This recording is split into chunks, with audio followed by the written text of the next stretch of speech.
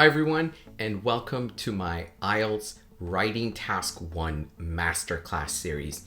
In this series of videos, I am going to walk you through the process of understanding, planning, and responding to an IELTS Writing Task 1 academic chart.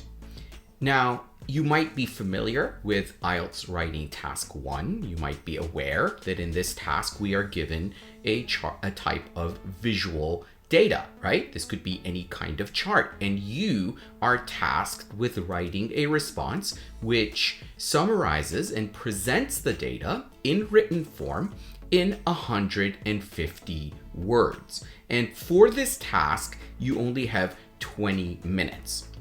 Now, this can be a very difficult task, especially if you're not the type of person who deals with visuals, charts, graphs, and this type of data on a daily or regular basis. But don't worry.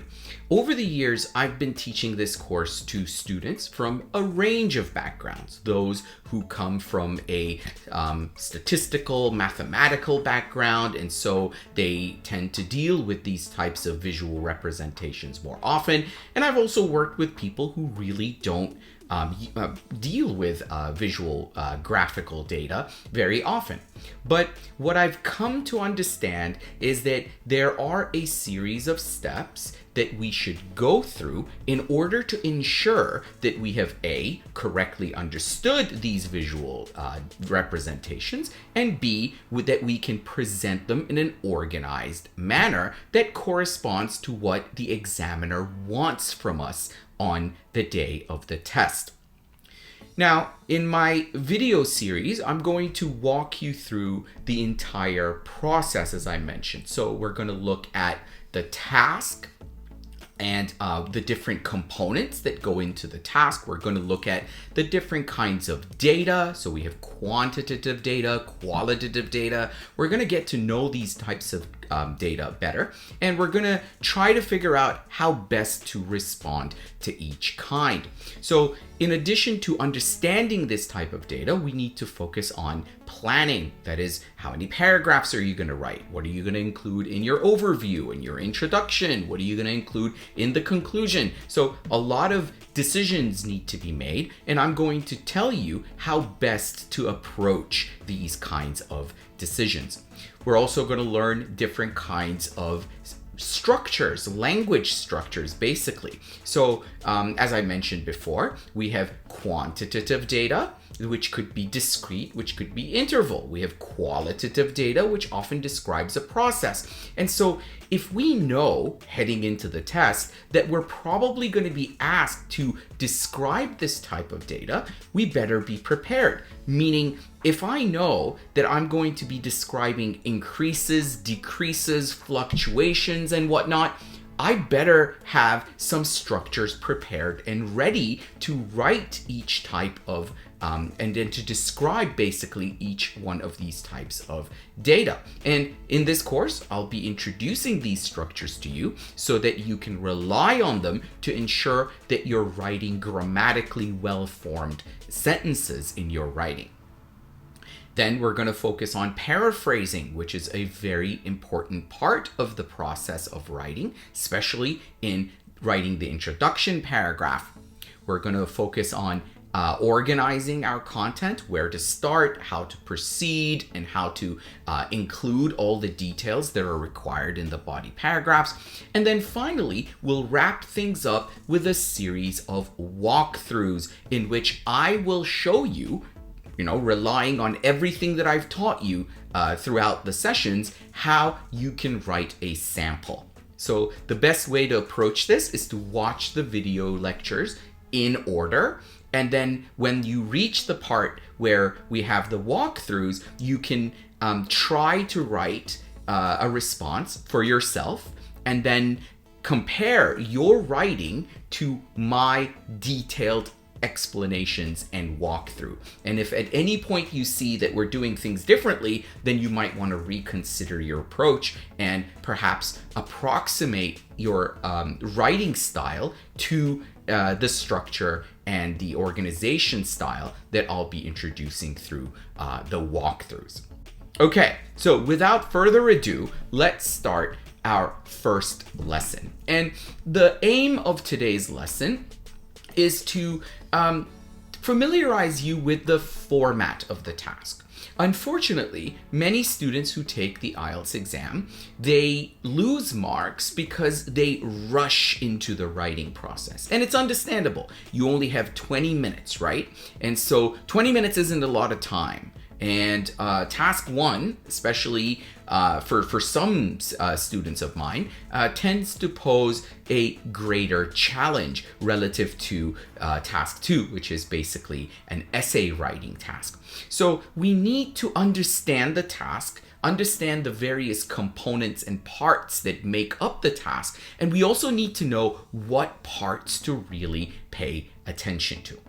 So as you can see here on the screen, we have a sample writing task one prompt from the IELTS exam. This isn't a real task. This has been simulated for the purposes of this course.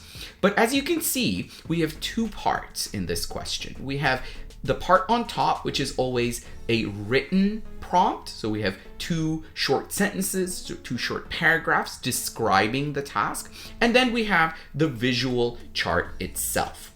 As you can see, we have to spend 20 minutes on this task, and we're expected to write a response that is at least 150 words long.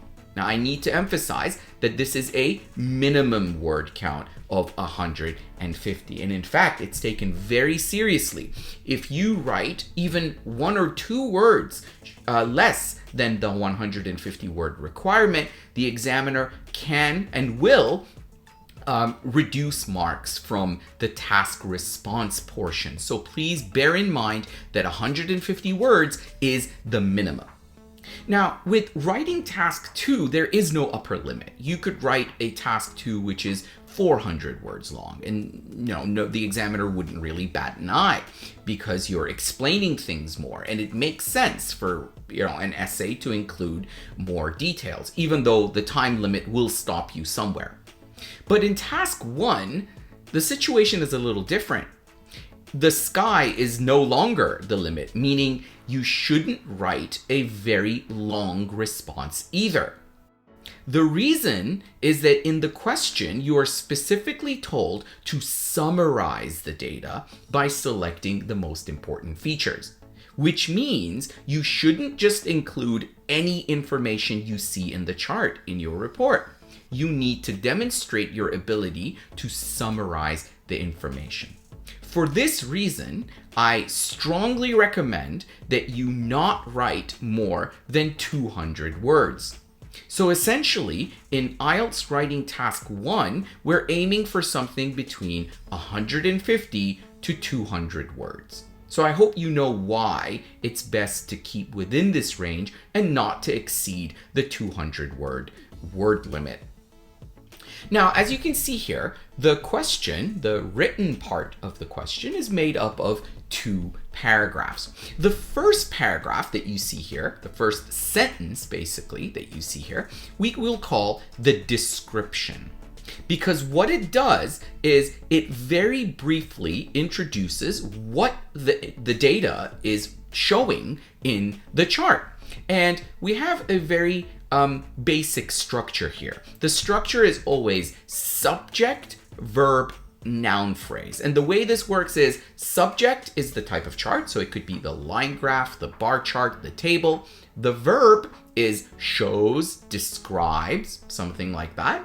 And then we have a noun phrase. The line graph shows something. That something can be presented in the form of an extended noun phrase. Let's take a look at this example and you'll see what I mean. So here we have the line graph, that's the subject. The line graph below, right? So sometimes we have below, sometimes we don't. But the line graph below serves as the subject. The verb is shows, and what is it that's being shown? As you can see, the number of students enrolled in 4 academic fields at Northview University between 1965 and 2005. All of this, the part that starts from the number of students all the way to the end, is considered the noun phrase. And as we will see, this noun phrase will play a very important role in our understanding of the chart. Now, the second part of the question is fairly straightforward. It's always the same sentence. So more or less, you can expect to see the same sentence here. And the sentence is, summarize the information by selecting and reporting the main features and make comparisons where relevant. Now, because this description is repetitive and we have the same sentence all the time, sometimes students don't take it very seriously. They don't read it. Now, if you've read it in advance and you know what it wants from you, then great. But if you're taking the test and you're just skipping through this part, you may be making a very big mistake. And I'll tell you why. You see, in the description, you are asked to do 3 things. And all 3 play a very important role in the way you're going to be marked on the test. So number 1, it says summarize the information. So what does this mean?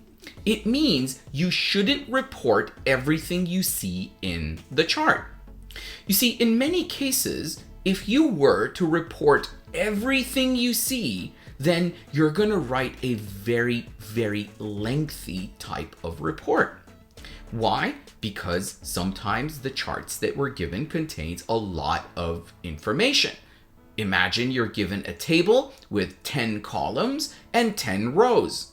That means you have, 10 columns, 10 rows. You have a lot of data to represent here, right? So are you able to report all of those numbers? Probably not.